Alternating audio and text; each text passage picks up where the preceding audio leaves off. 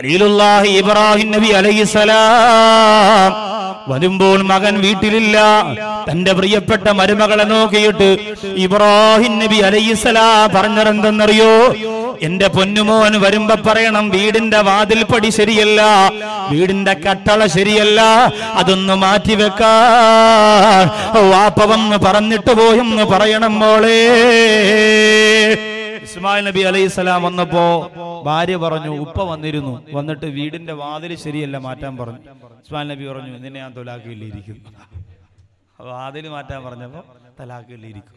തേക്കിൻ്റെതാണെങ്കിലും തലാഖില്ലിരിക്കും, എത്ര പോളീഷ് ഉള്ളതാണെങ്കിലും തലാഖില്ലിരിക്കും. കരുനാഗപ്പള്ളി കായംകുളത്തൊക്കെ എല്ലാം ഡ്യൂപ്ലിക്കേറ്റ് ശരിക്കും സാധനം കിട്ടുന്ന. അപ്പൊ നിക്കാഹ് കഴിക്കൽ ഇസ്ലാമിൽ ആവശ്യമാണ്. പ്രിയപ്പെട്ട സഹോദരങ്ങൾക്ക്, ഈ മുസ്ലിം യുവജന വേദിയിൽ എനിക്ക് തോന്നുന്നു എല്ലാവരും മിക്കവാറും അവിവാഹിതരാണ്. അപ്പൊ അവരുടെ കല്യാണം ഒന്ന് നടക്കാൻ വേണ്ടിയായിരിക്കും മിക്കവാറും ഈ വിഷയം എനിക്ക് തന്നത്. അവരുടെ വാപ്പായും ഉമ്മായൊക്കെ വന്നിരുന്ന് എന്തായാലും വാള് കേൾക്കും. ഇത്രയും കഷ്ടപ്പെട്ട് പൈസയും പിരിച്ച് നമ്മളൊരു പരിപാടി വെക്കുമ്പോൾ നമ്മളെ കല്യാണമെങ്കിലും നടക്കട്ടെ ഉസ്താദ്, നിങ്ങളെത്തി കല്യാണത്തിന്റെ കാര്യം ഗൗരവത്തോടെ പറഞ്ഞു കൊടുക്കുക. നമ്മൾ എത്രയെന്നും പറഞ്ഞ് ഈ മൊബൈലിന്റെ ക്ലിപ്പും കൊണ്ട് ഇങ്ങനെ നടക്കും. എല്ലാം പ്രശ്നമാണ്. ഇൻഷാ അല്ലാഹ് സമയം ഉണ്ടെങ്കിൽ ഒരു ദിവസമേ ഉള്ളൂ, അത് മാത്രമല്ല ഇപ്പൊ 2 മണിക്കൂറല്ലേ പറയാനും പറ്റുള്ളൂ. അപ്പൊ അതുകൊണ്ട് അതിൻ്റെതായ വിഷയങ്ങളിലേക്ക് എല്ലാം കടന്നു ചെല്ലാൻ പറ്റൂല, എങ്കിലും ഒന്ന് തുടങ്ങി വെക്കാം, അത്രേ പറ്റുള്ളൂ. കുടുംബജീവിതമൊക്കെ ഒരു 4-5 ദിവസം കിട്ടിയേ പറ്റുള്ളൂ. റമദാൻ കഴിഞ്ഞ് ഇൻഷാ അല്ലാഹ് കായംകുളത്ത് നമ്മൾ പരിപാടി 4 ദിവസത്തെ പരിപാടി ചേർത്തുകൊണ്ട് കുടുംബജീവിതം പറയുന്നുണ്ട്. അന്ന് ഓരോ ദിവസം കാര്യമായിട്ട് പറയുന്നു. ഇപ്പൊ ഏതായാലും എല്ലാം ഒന്ന് ഉൾക്കൊള്ളിച്ച് നമുക്ക് പോകാം. അപ്പൊ സ്വർഗത്തിലേക്ക് ആര് കടന്നാലും അല്ലാഹു ജല്ല സുബ്ഹാനഹു വ തആല സ്വർഗത്തിൽ കൊടുക്കുന്നവർക്ക് സമ്മാനമാണ്, കടക്കുന്നവർക്ക് കൊടുക്കുന്ന സമ്മാനം. വഹൂർനീൻ ഖംസാലിൽ ലുഅ്ലുഇൽ മക്നൂൻ, തെറിച്ചു വീണ മുത്തുകളെ പോലെയുള്ള, മാണിക്യത്തെ പോലെയുള്ള, പവിടങ്ങളെ പോലെയുള്ള, പവിടമുത്തുകളെ പോലെയുള്ള സുന്ദരികളായ പെൺകുട്ടികളെ സ്വർഗത്തിലേക്ക് കടന്നു പോകുന്ന സഹോദരങ്ങൾക്ക് അല്ലാഹു സമ്മാനമായി കൊടുക്കുന്നതാ. അത് പറയുമ്പോൾ ഈ ചുറ്റുമൂലയുടെ പരിസരത്തുള്ള ചില ഉപ്പമാര് 90 ചെന്ന 95 ചെന്ന 80 ചെന്ന 85 ചെന്ന ഉപ്പമാര് മനസ്സുകൊണ്ട് പറയും, ഉസ്താദേ നമ്മുടെ വിചാരങ്ങളൊക്കെ കെട്ടടങ്ങിയിരിക്കുകയാണ്, നമ്മൾ മരണപ്പെട്ടു പോയിട്ട് ഇനി നമ്മൾ പരലോകത്ത് വന്ന് സ്വർഗമാണ് കിട്ടുന്നതെങ്കിൽ ഈ 90-ാം വയസ്സിൽ സ്വർഗത്തിലെ പെണ്ണിനെ കിട്ടിയിട്ട് എന്തിനാണ് ഉസ്താദ് എന്ന് ചോദിക്കുന്ന ഉപ്പ ആശങ്കപ്പെടണ്ട. സ്വർഗത്തിലേക്ക് കിടക്കുമ്പോ അല്ലാഹു നിനക്ക് ആംബിയർ തരികയാ. സ്വർഗത്തിൽ കിടക്കുമ്പോ എല്ലും തീയ നിന്റെ ശരീരം അല്ലാഹു മാറ്റുകയാണ്, കുടിഞ്ഞുപോയ നിന്റെ കണ്ണുകളെ അല്ലാഹു മാറ്റുകയാണ്. രക്തത്തിളപ്പുള്ള പരിശുദ്ധമായ 30ന്റെ പ്രായമായിരിക്കും അല്ലാഹു നിനക്ക് തരുന്നത്. പക്ഷേ വയസ്സാകാലത്ത് പള്ളിയിൽ വന്ന് ഫസാദ് പറഞ്ഞ് ഫിത്നയുണ്ടാക്കാറ്, നിസ്കാരം കഴിഞ്ഞ് വീട്ടിൽ പോയി സ്റ്റാർ സിംഗറിന് മെസ്സേജ് അയച്ചുകൊണ്ടിരിക്കാറ്, തസ്ബീഹ് എടുത്ത് ദിക്ർ ചൊല്ലി ഖബറിനെ ഓർത്ത് കരഞ്ഞുകൊണ്ട് കിടന്നിറങ്ങുന്ന വാപ്പാക്കാണ് അങ്ങനെ പവർ കൊടുക്കുന്നത്.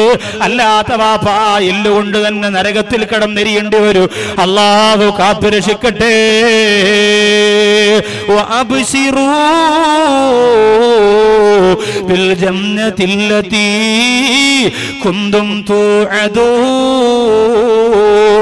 ഈ ലോകത്തിരുന്ന് മരണപ്പെടുമ്പോ തന്നെ റഹ്മത്തിന്റെ മാലാകമാരും ഹൂർലീങ്ങളും ഇവന്റെ റൂഹ് കൊണ്ടുപോകുന്ന സമയത്ത് തന്നെ അവന് കൊടുക്കാൻ വെച്ചിരിക്കുന്ന സ്വർഗം കൊണ്ട് സന്തോഷവാർത്ത അറിയിക്കുമെന്ന് അല്ലാഹുവിന്റെ ഖുർആൻ പറഞ്ഞത് ആ ഒരു വിഭാഗത്തെ കുറിച്ചാണ്. വിഷയത്തിലേക്ക് കടന്നു വരികയാണ്. എപ്പോഴാണ് വിവാഹം കഴിക്കേണ്ടത്? ചെറുപ്പക്കാരാണ് ഏറ്റവും കൂടുതൽ ഇവിടെയുള്ളത്. വിവാഹം കഴിക്കാത്തവർ ഒന്ന് കൈപൊക്കി. അല്ലാഹു അക്ബർ. മതി. എന്റെ പടച്ചോൻ, ഇത് മദ്രസയിൽ സുന്നത്ത് കല്യാണം കഴിയാത്തവര് കൈവയ്ക്കെന്ന് പറഞ്ഞാണ് കൈപോയി.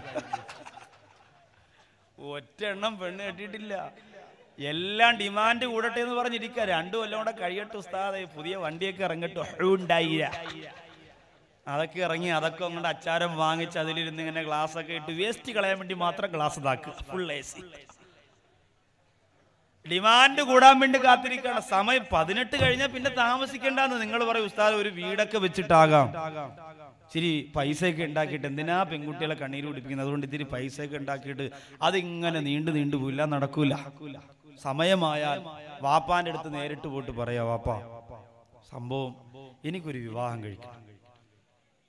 വാപ്പ പറ, ഞാൻ കഴിച്ചതിന്റെ സങ്കടം ഇതുവരെ മാറിയതിന് നിനക്ക്. വാപ്പ ഇതൊക്കെ പറയും. നമ്മുടെ ശരീരത്തിന്റെ അവസ്ഥ അറിയുന്ന നമ്മളാ.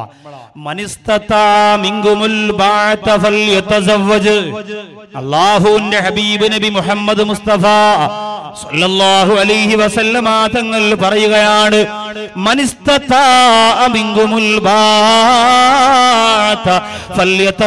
വിവാഹം കഴിക്കുന്നതിനുള്ള സമയമെത്തിയാൽ എന്ന് പറഞ്ഞാൽ ആ പെണ്ണിനെ നോക്കുവാനുള്ള കഴിവനിക്കുണ്ട്.